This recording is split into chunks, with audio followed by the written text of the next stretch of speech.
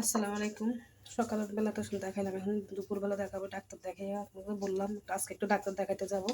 Doctor দেখাই এসে রান্না বান্না মেয়েদের এই কাজ, ডাক্তার দেখাও, সংসারের সব কাজ সব কিছু ঠিক রাখতে হয়। ডাক্তার, নিজের শরীর, রান্না বান্না সব কিছু।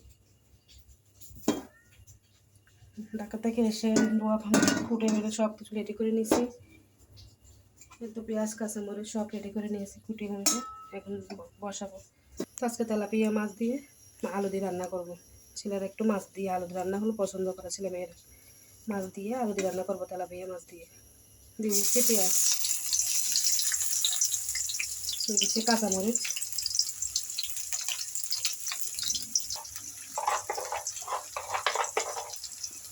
দিয়ে দিলাম লবণ,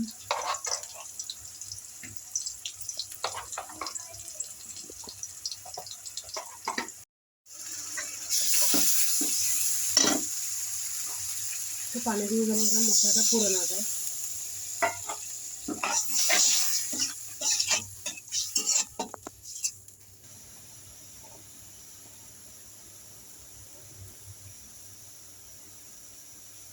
তোমার মশলাটা একটু আমি একটু আলুগুলো দিয়ে দেবো।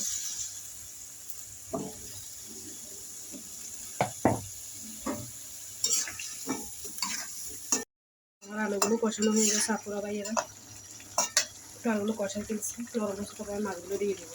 মাছগুলো একটু কষাবো, কষাই তারপরে পানি দেবো।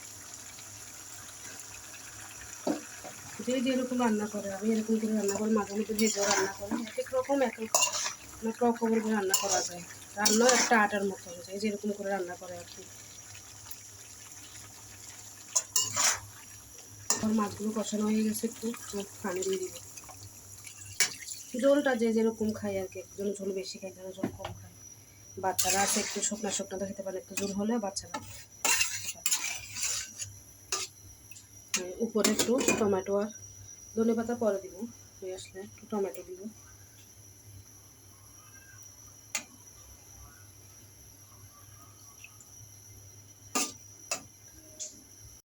তো আমার মাছ হয়ে আসছে। কাঁচা মাছ দিয়ে আলু দিয়ে রান্না করছি। কাঁচা মাছের ঝোলটাই আসলে অনেক স্বাদ, অনেক মজা। আপনাদের বাইরে কালকে বাজার থেকে আনছিল তেলাপিয়া মাছ, টাটকা তেলাপিয়া মাছ। এটা দিয়ে আলু দিয়ে রান্না করলাম। কেমন হয়েছে আপনারা জানাবেন।